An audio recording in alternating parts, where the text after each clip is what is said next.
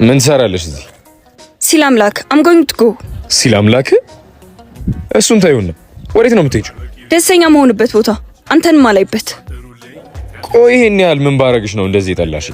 ምክንያት የሌለው ጥላቸው የለም እና ምክንያታዊ ሆኜ እጠላሃለሁ።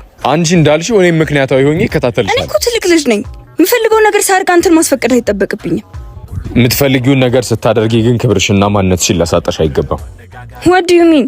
ስለምን ክብርና ማንነት ነው የምታወራው?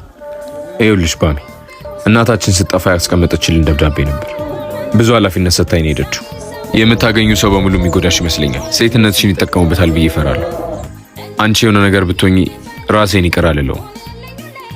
ስለዚህ ተረጂ ወንድሜ። እኔ እኮ ወጣት ነኝ፣ እንደ ጓደኞቼ መሆን እፈልጋለሁ። እኔም እኮ እሱን ሳላስብ ቀርቼ አይደለም፣ ግን ቢያንስ እነዚህ ዱርዮች ጋር አትሂጂ ባሚ።